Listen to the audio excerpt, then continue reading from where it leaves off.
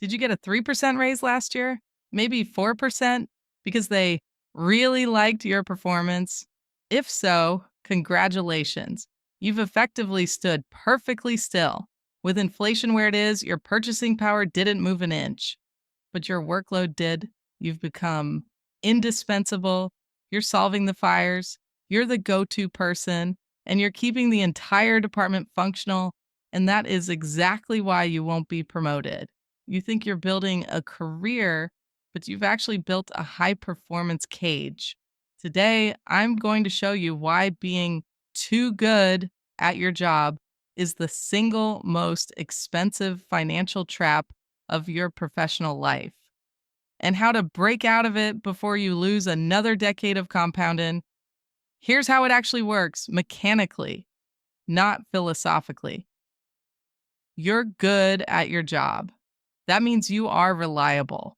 You solve problems before they become fires. You don't need handholding. And your manager, who has 12 other things to worry about, mentally files you under handled. You're not a risk. You're not a problem. You're the person who runs quietly in the background, making everyone else's life easier. Now think about what happens when a role opens up one level above you. Your manager has to fill it. They're under pressure. They need someone who can hit the ground running, someone who won't break things while they're learning. You're the obvious candidate, except you're also the person who is currently keeping their department functional. If they move you, they have to replace you. And replacing quietly competent people is genuinely hard and genuinely risky. The new person might take 6 months to get up to speed. Things might slip. Your manager looks bad, so they don't move you. They hire someone external for the role above you, or they promote the person who is slightly worse at their job, but slightly louder about wanting the next one. And you watch that happen, and you don't quite understand it because you were the one delivering. That's not an accident. That's the math of organizations. You are more valuable to your manager as a high functioning contributor than as a promotion candidate. The organization is optimizing for itself. You just didn't realize you were part of that optimization. Meanwhile, you keep getting rewarded for what you're already doing. More projects, harder accounts, the problems nobody else wants to touch, not because they're developing you, because they trust you won't drop them. You get the difficult client, the impossible deadline, the cross-functional project that has no clear owner. You say yes because that's who you are. And now you're doing a job and a half for the pay of one. Here's what doesn't show up on any performance review. Every year you spend being the best version of yourself in a role you've already mastered is a year you didn't spend building the skills for the role above it. Those aren't the same skills. Execution and strategy are different muscles. Reliability and vision are different muscles. Being the person who gets things done is not the same as being the person who decides what needs to get done. And here's the thing about skills: they compound or they atrophy. There's no neutral. If you're spending 45 hours a week doing things you already know how to do, you are not compounding. You're maintaining. And maintaining feels like progress because you're busy, because you're valued, because the feedback is positive. But you're running in place on a treadmill that's set just fast enough to feel like movement. 5 years from now, you'll be exceptional at work that may not exist in the same form, in a market that's moved, on a resume that tells one story. This person is great at staying put. And that story, even if it's full of promotions that never came, will be harder to rewrite the longer it goes on. That's the cost no one calculates, not the raise you didn't get, the decade you spent not becoming someone else. Now, here's the part that's going to land wrong for some people. The promotion didn't go to the hardest worker in the room. You know that. You've seen it. It went to the person who talked about their work, who had lunch with people outside their team, who casually mentioned what they were learning, where they wanted to go, what they've been thinking about. And you looked at that person and thought, honestly, I do better work than them. You're probably right. That's not the point. Organizations don't run on merit, they run on narrative. And the narrative is built in rooms you weren't in by people who know you mostly by reputation. And reputation is not the same as performance data. Reputation is a story. And if you're not telling your story, someone else is, or no one is. And no one is telling their story reads the same as not ready. You are excellent and invisible. Those two things are not contradictory. They happen together all the time to good people in every industry at every level. And the advice you never got, the advice that would have changed the math, is this: being good at your job is the entry fee. It's not the strategy. The strategy is everything you do after you're good. Nobody told you that. They told you to work hard. They told you results speak for themselves. That is one of the most expensive lies in professional life. You know the moment. Maybe you've already had it. You're in a meeting. Someone gets announced, new title, new scope, visible excitement in how leadership talks about them. And it's not that you hate this person, it's something quieter and worse than that. It's the recognition, slow and specific, that you have been doing the harder version of this job for 2 years, and you are watching someone else get credited for existing in the right conversations. You don't say anything. You go back to your desk, you open your laptop, and there's already a message from your manager asking if you can take point on something because you're the only one who really understands the system. And you say yes, because that's what you do. That's the moment the trap becomes visible, not through anger, necessarily through clarity. You see the loop. You helped create the loop. And the reason you can't get out of the loop is that you are currently the most important part of it. Your excellence is the mechanism of your own containment. That's not a dramatic realization.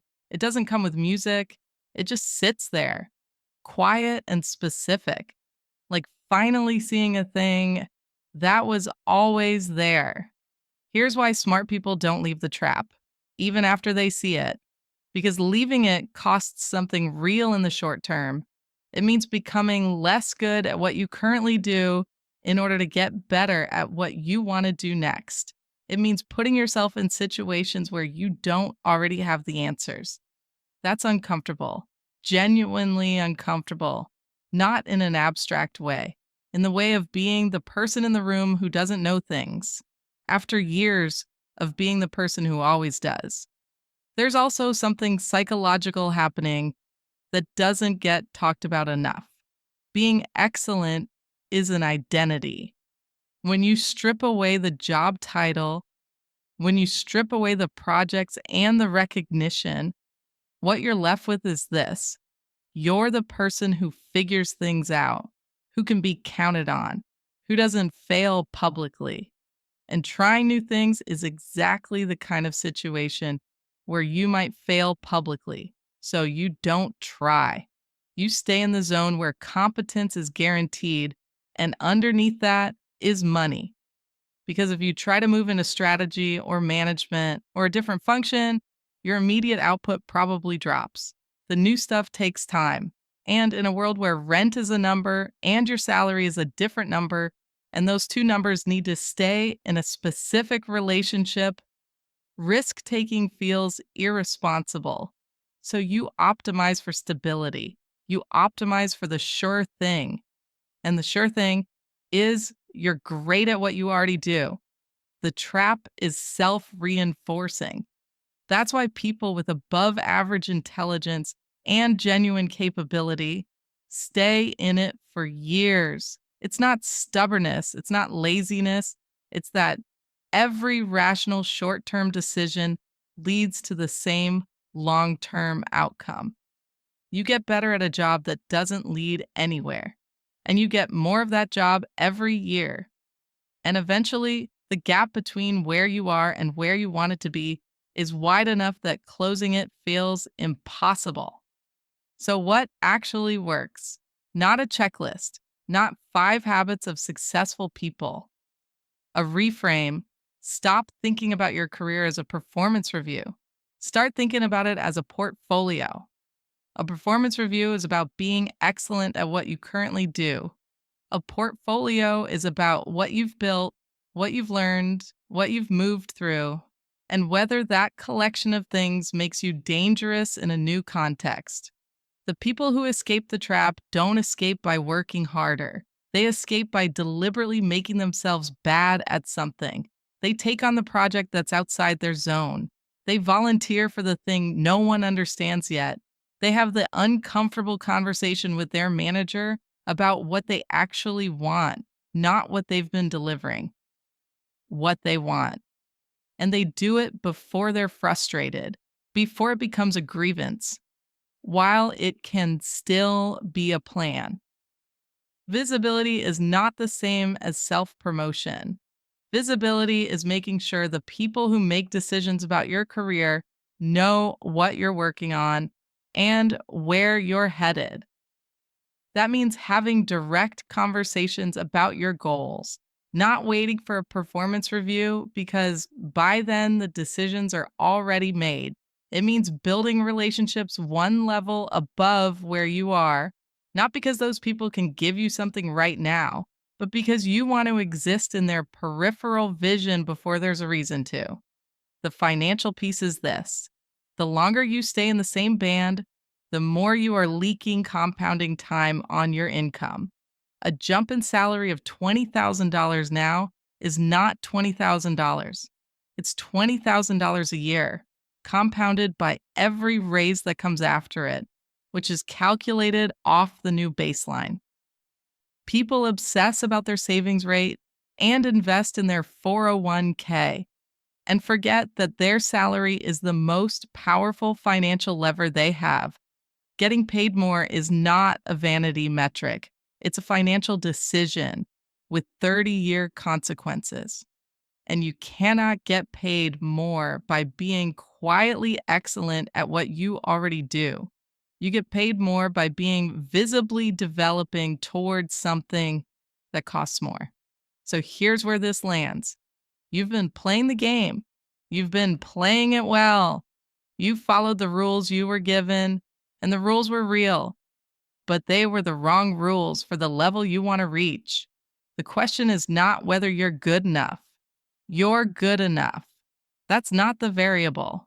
The question is whether anyone with power over your trajectory can tell a story about you. That sounds like the future, not just the past. If the answer is no, if you're honest about it, then this week, not next quarter, this week, you have one conversation with your manager or someone above them, not about your performance, about your direction. You say plainly where you want to go and what you want to learn and what kind of work you're trying to take on next. You make it easy for them to help you because you've made the target explicit. You stop waiting for them to notice you're ready. You tell them. And if they can't work with that, if the answer is always not yet with no path attached, then you have a different kind of decision to make. Because the most expensive thing you can do with the next 5 years is spend them in a place that's already decided who you are. Your time is compounding or it isn't. Choose.